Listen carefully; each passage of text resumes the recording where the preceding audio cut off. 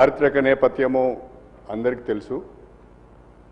ఉమ్మడి వరంగల్ జిల్లాలో అనేక విద్యా సంస్థలు, ప్రధానంగా హెల్త్ యూనివర్సిటీ కానీ, కాకతీయ యూనివర్సిటీ కానీ, నేషనల్ ఇన్స్టిట్యూట్ ఆఫ్ టెక్నాలజీ కానీ, వెటర్నరీ కాలేజ్, అగ్రికల్చర్ కాలేజ్, అనేక విద్యా సంస్థలు ప్రస్తుతం వరంగల్లో ఉన్నాయి.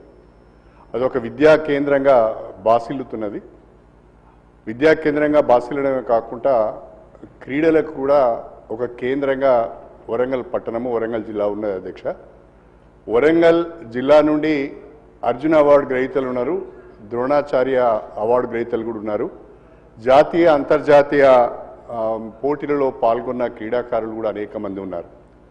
దీన్ని దృష్టిలో పెట్టుకొని వరంగల్ను క్రీడా కేంద్రంగా అభివృద్ధి చేయాలనే ఆలోచన చేసి ఉమ్మడి వరంగల్ జిల్లాకు సంబంధించిన ఎమ్మెల్యేలందరం కూడా కలిసి గౌరవ ముఖ్యమంత్రి గారి దగ్గరికి వెళ్ళి వారికి అంతర్జాతీయ ప్రమాణాలతో వరంగల్ కేంద్రంలో ఒక క్రికెట్ స్టేడియాన్ని నిర్మాణం చేయాలని, అదేవిధంగా ఒక రెసిడెన్షియల్ స్పోర్ట్స్ స్కూల్ కూడా వరంగల్లో ఏర్పాటు చేయాలని, ఈ రెండు విద్యా సంస్థలను నెలకొల్పడం ద్వారా తెలంగాణలో మనం క్రీడలను ప్రోత్సహించడానికి వీలవుతుందని చెప్పాము. వెంటనే ముఖ్యమంత్రి గారు స్పందించి మన తెలంగాణలోనే హైదరాబాద్ తర్వాత అతిపెద్ద పట్టణం వరంగల్ కాబట్టి వరంగల్ అన్ని రంగాలలో మనం అభివృద్ధి చేయవలసిన అవసరం ఉన్నదని మాతో ఏకీభవించి తక్షణమే క్రికెట్ స్టేడియం నిర్మాణానికి, స్పోర్ట్స్ స్కూల్ ఏర్పాటు కూడా వారు ఆదేశాలు ఇవ్వడం జరిగింది. అయితే తాత్కాలికంగా ఇప్పుడు జవహర్లాల్ నెహ్రూ స్టేడియంలో తాత్కాలికంగా స్పోర్ట్స్ స్కూల్ మాత్రము ప్రారంభించుకోవడం జరిగింది. అయితే క్రికెట్ స్టేడియంకి సంబంధించి శాశ్వత ప్రాతిపదిక పైన స్పోర్ట్స్ స్కూల్ నిర్మాణానికి సంబంధించి మనము ల్యాండ్ ఐడెంటిఫికేషన్ చేసి నిర్మాణాలను చేపట్టవలసిన అవసరం ఉన్నది. ఇక్కడ నేను గౌరవ మంత్రివర్యులు, సంబంధిత మంత్రివర్యులు, ఏకనామధేయులు వాకిటి శ్రీయర్ గారు మిత్రులు ఇక్కడే ఉన్నారు. మా జిల్లా మంత్రి సోదరి కొండా సురేఖ గారు కూడా ఇక్కడే ఉన్నారు. మా జిల్లా ఇన్ఛార్జ్ మినిస్టర్ గౌరవనీయులు పొంగులేటి శ్రీనివాస్ రెడ్డి గారు కూడా ఇక్కడే ఉన్నారు. కాబట్టి ఈ ముగ్గురు మంత్రులతోని నేను విజ్ఞప్తి చేసేది ఏంటంటే, మన ముఖ్యమంత్రి గారు మాకు మాట ఇచ్చి, హామీ ఇచ్చి, సంబంధిత అధికారులకు ఆదేశాలు ఇచ్చి కూడా దాదాపుగా 5-6 నెలలు అవుతున్నది. తక్షణమే దీనిపైన ఒక నిర్ణయం తీసుకొని త్వరితగతిన వరంగల్ కేంద్రంలో క్రికెట్ స్టేడియం నిర్మాణానికి, స్పోర్ట్స్ స్కూల్ నిర్మాణానికి చర్యలు తీసుకోవాల్సిందిగా మీ ద్వారా ప్రభుత్వానికి విజ్ఞప్తి చేస్తున్నారు. మినిస్టర్ గారు సార్, సభ్యులు చెప్పినటువంటి విషయాన్ని నోట్ చేసుకొని ఇంతకుముందే దాని చర్చ జరిగింది. ఖచ్చితంగా దీన్ని ప్రభుత్వానికి వినియోగిస్తాను sir. Thank you. Shri Naveen Yadav గారు.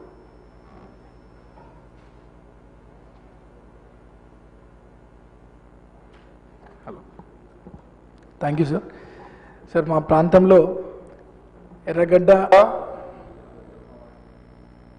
చట్ట ప్రకారంగా ఆ పూడ్చినటువంటి చెరువులను ఇక్కడే పెద్దలు ఇరిగేషన్ మంత్రి గారు కూడా ఉన్నారు. ఆ పూడికను పూర్తిగా తీసేసి అక్కడ ఉండేటువంటి కాలనీలకు కనీసం అక్కడ పార్కులు సరిగ్గా లేవు.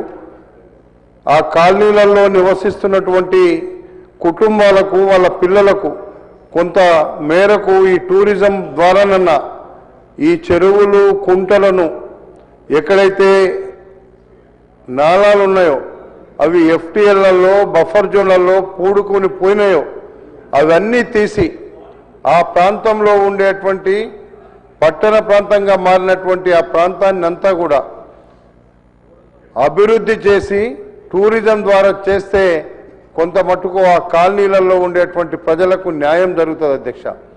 లేకపోతే రోజు రోజుకు పెరుగుతున్నటువంటి కాలనీల యొక్క ప్రజలు అక్కడ ఎక్కడ కూడా తిరగలేని పరిస్థితి ఉన్నారు. వాళ్ళకి ఇప్పటికే సరి అయినటువంటి రోడ్లు లేవు, సరి అయినటువంటి డ్రైనేజ్ వ్యవస్థ లేదు. ఇప్పటికే వాళ్ళు రోజు రోజుకు పెరుగుతున్నటువంటి కాలనీలు ఉన్నాయి.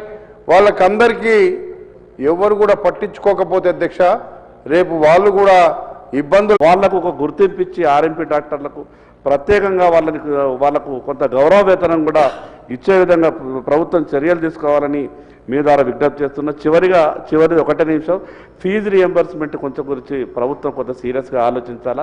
బీసీఈ విద్యార్థులకు ఇచ్చారు, మిగతా వాళ్ళకి ఇస్తలేరు. దయచేసి ఈ స్కాలర్షిప్లు తొందరగా ఇచ్చి అటు కాలేజీలని ఇటు విద్యార్థుల్ని ఆదుకోవాల్సిందిగా మీ ద్వారా ప్రభుత్వానికి విజ్ఞప్తి చేస్తున్నాను. Thank you sir. మినిస్టర్ గారు. అధ్యక్ష, గౌరవ సభ్యులు చెప్పిన వివరాలన్నీ నోట్ చేసుకోవడం జరిగింది. అధ్యక్ష. శ్రీ మందుల స్వామి గారు.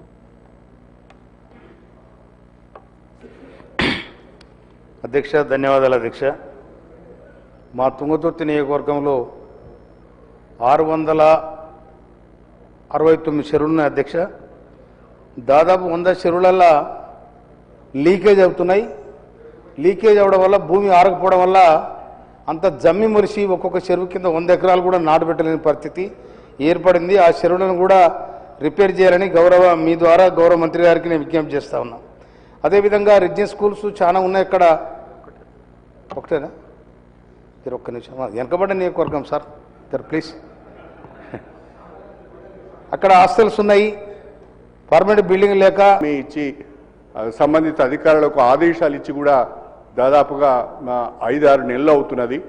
తక్షణమే దీనిపైన ఒక నిర్ణయం తీసుకొని త్వరితగతిన వరంగల్ కేంద్రంలో క్రికెట్ స్టేడియం నిర్మాణానికి, స్పోర్ట్స్ స్కూల్ నిర్మాణానికి చర్యలు తీసుకోవాల్సిందిగా మీ ద్వారా ప్రభుత్వానికి విజ్ఞప్తి చేస్తున్నారు. మినిస్టర్ గారు. సార్, సభ్యులు చెప్పినటువంటి విషయాన్ని నోట్ చేసుకొని ఇంతకుముందే దాని మీద చర్చ జరిగింది. ఖచ్చితంగా దీన్ని ప్రభుత్వానికి వినియోగిస్తాను సార్. Thank you. నా నియోజకవర్గంలో 5 మండలాలు ఉన్నాయి అధ్యక్ష. ఒకటి అసూరాపేట, దమ్మపేట, ములకల్పల్లి, అనపరపల్లి, చెండుగుండ మండలాలు. ఈ 5 మండలాల్లో భాగంగా దమ్మపేట, చెండుగుండ మండలంలో ప్రభుత్వ జూనియర్ కాలేజీలు లేవు అధ్యక్ష. ఎందుకంటే దమ్మపేట మండలంలో 13 జడ్పీ హై స్కూల్స్ ఉన్నాయి. సుమారు 500 మంది స్టూడెంట్స్ ప్రతి సంవత్సరం మరి బయటికి వెళ్ళి చదువుతూ ఉంటారు. వీరు ఇంటర్మీడియట్ చేరాలంటే పక్కన సత్తుపల్లి, అంటే ఖమ్మం జిల్లాలో ఉన్నటువంటి సత్తుపల్లి ప్రాంతానికి వెళ్ళి చదవాలని వెళ్తూ ఉంటారు. అదేవిధంగా చెండుగుండ మండలం, అక్కడ నుండి 7 జడ్పీ హై స్కూల్స్ ఉన్నాయి అధ్యక్ష. అక్కడ నుండి చదవాలంటే 10వ తరగతి విద్యార్థులు పాస్ అయిన వాళ్ళు చదవాలంటే పక్కన కొత్తగూడెంకి వెళ్ళి చదవాల్సి వస్తూ ఉంది. కాబట్టి ఇట్టి దృష్ట్యా గతంలో కూడా ప్రభుత్వానికి నేను లెటర్ రాసినప్పుడు పూర్తిగా ఒక ప్రక్షాళనతో ఈ రెండిటి యొక్క ప్రతిపాదన కూడా గవర్నమెంట్కి పంపడం జరిగింది. వచ్చే విద్యా సంవత్సరం నాటికల్లా 2 దమ్మపేట, చంద్రగుండ మండలంలో మరి ప్రభుత్వ జూనియర్ కాలేజీలని మరి త్వరితగతిన వచ్చే విద్యా సంవత్సరం నాటికల్లా శాంక్షన్ చేసి తరగతులు ప్రారంభ విధంగా చర్యలు తీసుకోవాలని కోరుతూ, అదేవిధంగా నేను ఒక వ్యాయామ ఉపాధ్యాయులకు రాజకీయాలకు వచ్చినాను సార్. ఈరోజు ఎమ్మెల్యేగా అయినాను. వ్యాయామ ఉపాధ్యాయులకు కూడా ప్రతి సంవత్సరం శిక్షణ తరగతులు ఏర్పాటు చేయాలని చెప్పేసి కోరుతూ ఉన్నాను. అదేవిధంగా నేను కూడా ఆశ్రమ పాఠశాలలో వ్యాయామ ఉపాధ్యాయుడిగా పనిచేశాను. ఎందుకనంటే స్కూల్ గేమ్స్ ఆఫ్ ఫెడరేషన్లో ట్రైబల్ వెల్ఫేర్లో పనిచేస్తున్నటువంటి వ్యాయామ ఉపాధ్యాయులకి స్థానం దొరకట్లేదు సార్. వాళ్ళకు కూడా పర్మిషన్ ఇస్తే ఇన్వాల్వ్మెంట్ అయితే ఆ యొక్క తరగతిలో కానీ ఏదైనా ట్రైనింగ్లో అయ్యే అవకాశం ఉంటుందని తెలియజేస్తా ఉన్నాను. అదేవిధంగా ఆశ్రమ పాఠశాలలో పనిచేస్తున్నటువంటి సిఆర్టీసీలుగా సార్ ఈరోజు మినిమం టైం స్కేల్ లేదు. కాబట్టి వాళ్ళకు కూడా మినిమం టైం స్కేల్ వర్తింపలేగా తగు చర్యలు తీసుకోవాలని చెప్పేసి కోరుతూ ఉన్నాను. సార్ మీరు అవకాశం వస్తే చిన్న పాట సార్, ఒక చిన్న పాట సార్, శిశు సంక్షేమ శాఖ ద్వారా ఒక్క 2 లైన్లే సార్. ఈరోజు మరి ప్రభుత్వం ఏర్పడిన దగ్గర నుండి మరి సీతక్క గారు మరి పుట్టిన బిడ్డ దగ్గర నుండి పెళ్ళయ్యే ఆడపిడ్డల వరకు కూడా ఎన్నో సంక్షేమ పథకాలు చేస్తున్న ఈ తరుణంలో మరి వారిని కూడా ఒక ప్రశ్న అడుగుతూ ముందుగా ఒక పాట ద్వారా, ఆడపిల్ల ఆడపిల్ల ఆడే పిల్లనట, నేను పాడు పిల్లనట, ఆడపిల్ల ఆడపిల్ల ఆడే పిల్లనట, నేను పాడు పిల్లనట, ఎవరికి దొరకని నాది ఏమీ జన్మమ్మో,